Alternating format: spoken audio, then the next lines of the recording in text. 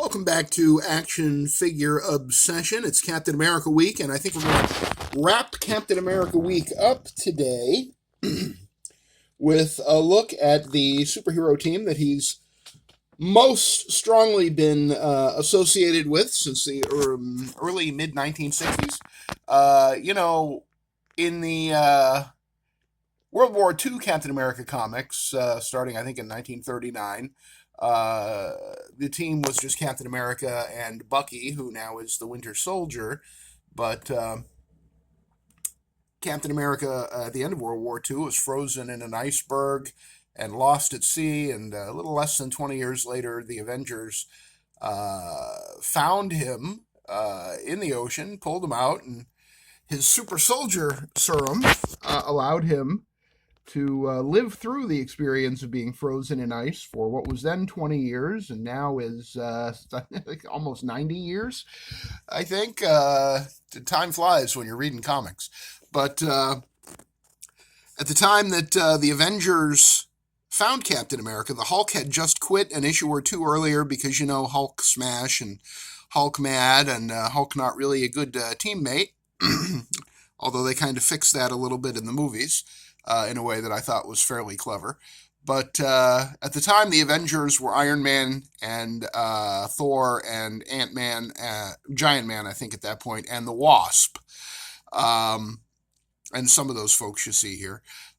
So Captain America actually essentially replaced the Hulk in the Avengers comic as the fifth member. I think they went without him for an issue or two, if I recall correctly. And you got to remember, all of my comic book history is, unless I tell you that I looked it up on Wikipedia, it's just from what I remember after almost 6 decades of reading comic books. But retroactively, in the 1970s, Roy Thomas created a comic book called The Invaders, which was about a team of World War II superheroes that Captain America was a part of. And at one point, I did make a little Invaders display, but there aren't too many good figures of the characters that were in The Invaders. The Invaders, primarily, the main guys were Captain America, Namor the Submariner, he's Marvel's version of Aquaman, if you're not familiar with him. And he was also the first mutant in Marvel Comics. The X-Men are all mutants, and Namor actually was the first mutant created in the universe of Marvel Comics. And then the Golden Age Human Torch, the first Human Torch, who was not a human being, but actually an android made to look like a human being. And his name that he adopted was Jim Hammond. And eventually, in the comics, and I think this story has been changed a few times, but the Human Torch at one point, his body was used for the Vision, who you see there in the center of the screen, who is one of my favorite Avengers. He's kind of the Mr. Spock of the Avengers, if you will.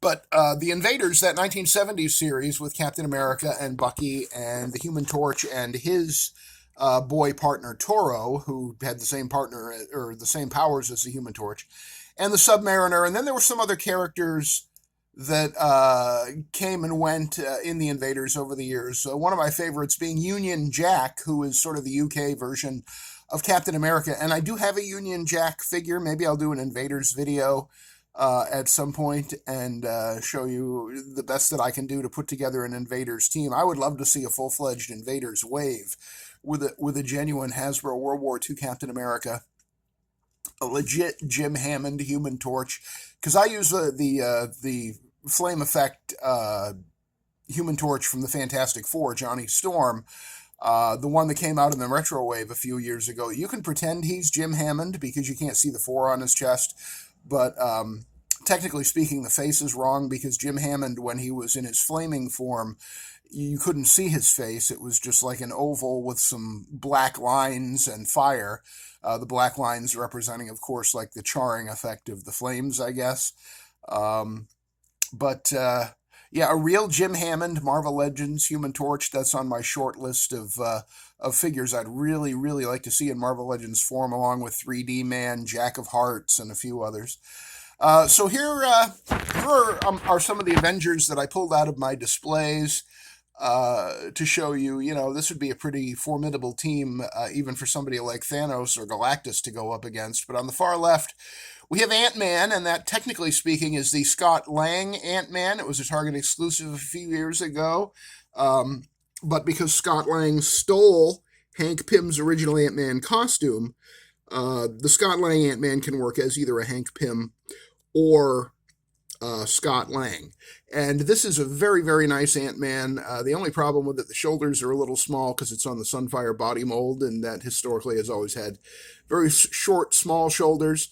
But they got a nice silver look on the helmet. The antennas are sturdy and good, and the costume is pretty close to accurate. They skipped the pointy bits on the boots and the gloves, which I'm kind of glad they did, because that means they would have had to paint part of it, and the blues probably wouldn't have matched as a whole thing with Hasbro.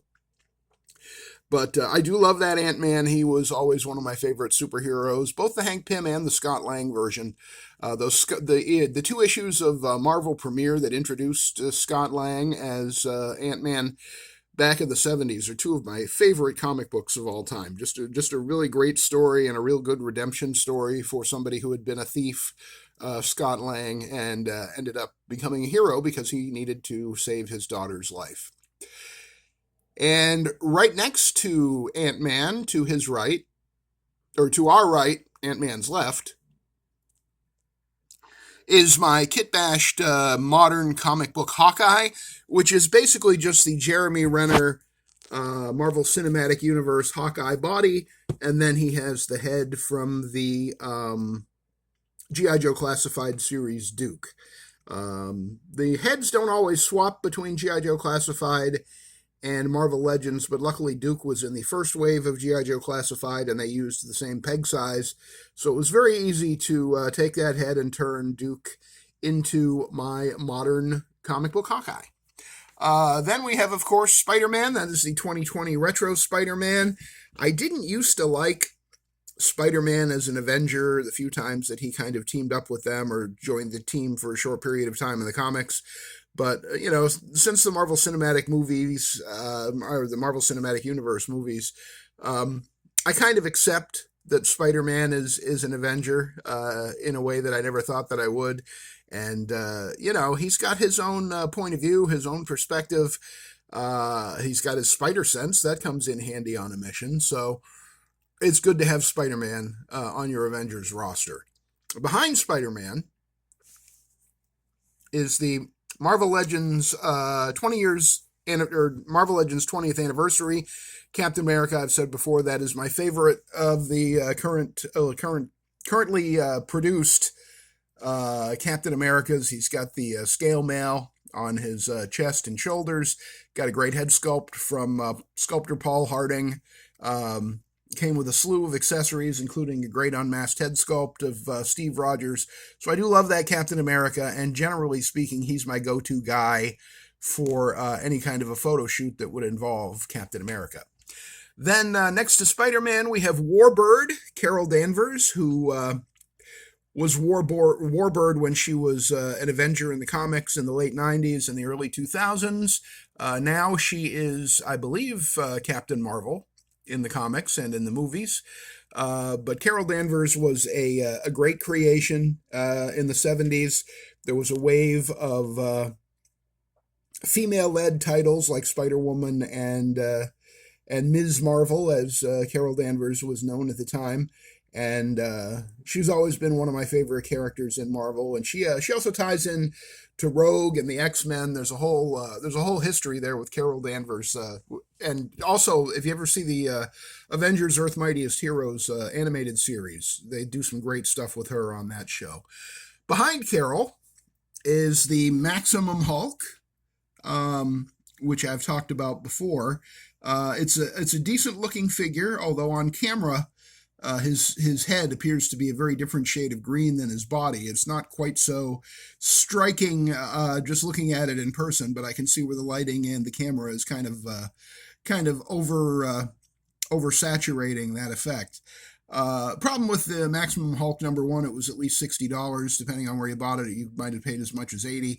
#2, the chest, as you might be able to see, the chest and the arms and the head are all made of different plastics. The chest is a very thin, rubbery overlay that is, frankly, kind of gross. I'll show you. No, I guess he'll fall over if I poke at it too much. But it's very flexible, very rubbery, and it allows his arms to come in front of him.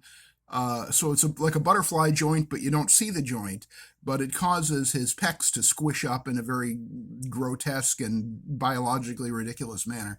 But the big thing about that chest overlay that I really hate is that the material that it's made of seems to be very similar to material that has been used on action figures for the last 30 years or so, that historically, after a few years, it starts to degrade and decay and get gross. And even without that factor, if you watch any 10 reviews of the Maximum Series Marvel Legends Hulk, you'll see that that chest overlay at the armpits and at the neck is very, very prone to being torn or cracking or being damaged in one way or another. And that's basically why the pose you see him in right now is the only pose that he'll ever be in on my shelf.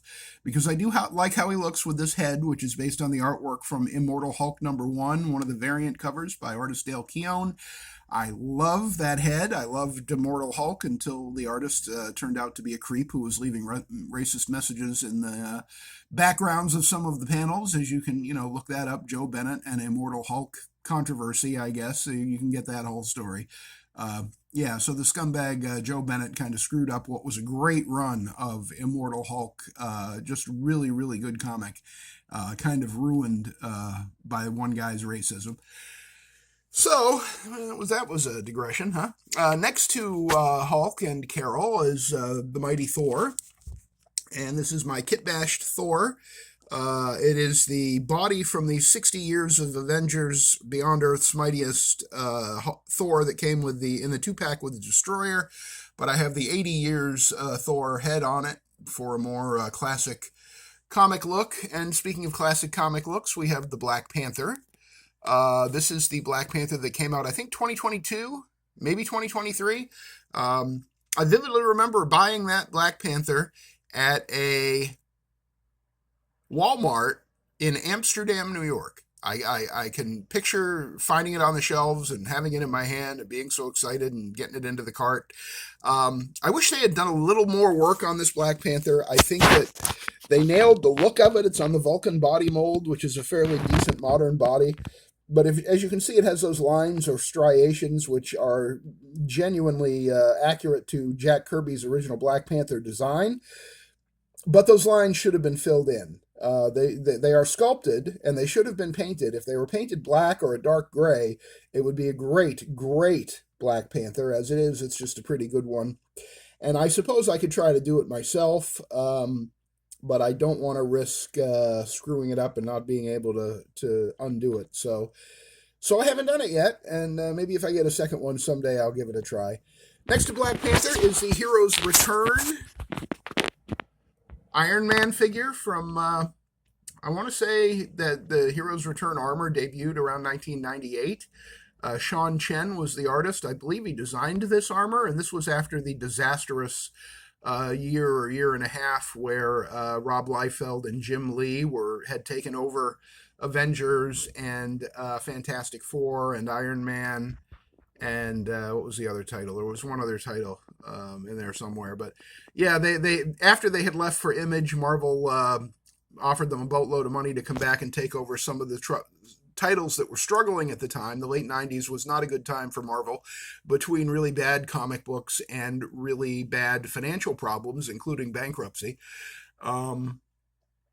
But this Iron Man armor kind of represents the return to greatness for the character, and sort of for Marvel too, because they've pretty much been on a roll since that Hero's Return event where the characters came back from the alternate universe where they were abused and misused by Jim Lee and Rob Liefeld in some really lousy comic book stories that aren't even worth remembering or talking about. Again, right behind Iron Man is the Vision. Not created by Tony Stark in the comics as he was in the movies, but rather created by Ultron, who was the creation of Hank Pym, the original Ant-Man.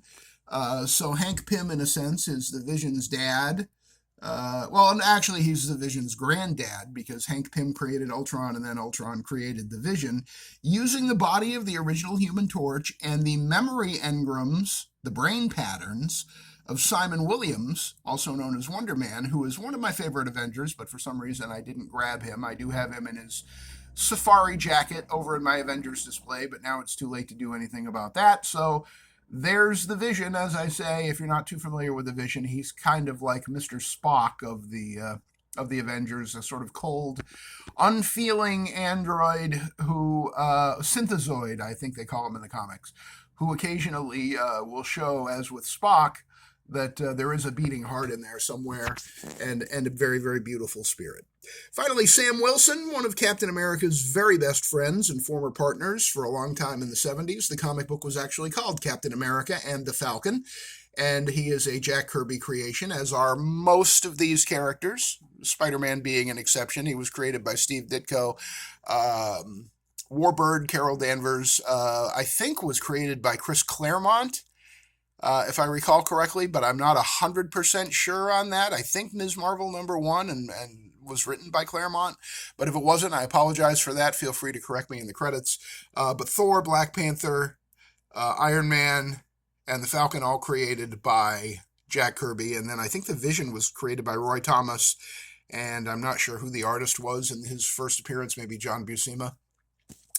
But as I say, the Falcon is one of Steve Rogers' closest friends, former partner, ally, probably his closest confidant. And as you may be aware from the events that occurred in the movies, the Falcon also, for a time, took on the role of Captain America. So we got the not classic Falcon back there. They just announced a classic Falcon coming out in the Marvel Legends line. I would say that this one is more of the modern Falcon of the last 10 years or so. And then, Captain America, Sam Wilson, I want to say he took on that role sometime within the past 10 years as well. So maybe the other costume for the Falcon there in the back, maybe that one's more like 15 years ago, now that I think about it. What is time? I mean, really, if you think about it. But yeah, so we do have the two Falcons, neither one of which I keep in my Avengers display because of the wings, they take up a lot of real estate. So I'm still trying to figure out how to solve that problem. I think what I really need to do is just have a bigger Avengers display. I think that would solve the problem of the Falcon's wings and allow me to sneak a few more Avengers in there too, other guys that have been on the team. But that's a problem for future Avian and Loaded, not for the one today. This is probably the last full-length Captain America Week video. Cap and his amazing friends and allies. Just some of my favorite characters. The Avengers is one of only 2 comic books that I ever actually subscribed to directly from Marvel. Back when I was around 12 years old, I was getting Fantastic Four and Avengers every single month delivered to me in the U.S. mail, wrapped in an incredibly thin piece of brown wrapping paper.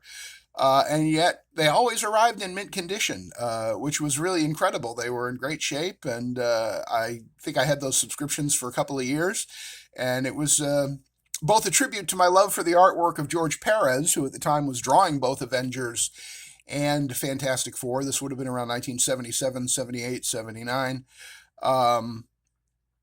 But boy, young Avian and Loaded was just sitting by that mailbox waiting for his Avengers and Fantastic Four comics to show up, and that was a great feeling when they did every month, because those 2 runs of comics back in the late 70s, early 80s, they just can't be beat. They were fantastic, and cemented my love for the Avengers. Certainly, a love that was just richly rewarded with the Avengers Earth's Mightiest Heroes animated series. If you could find that on a streaming service or wherever else you look for TV shows, Avengers Earth's Mightiest Heroes is probably the closest thing to Marvel's Justice League Unlimited. Just incredible visual quality. The stories were top notch. And if you haven't seen it, it'll make you fall in love with the Avengers, I promise you. So that's going to do it for this Cap Week video here on Action Figure Obsession. I appreciate you stopping by.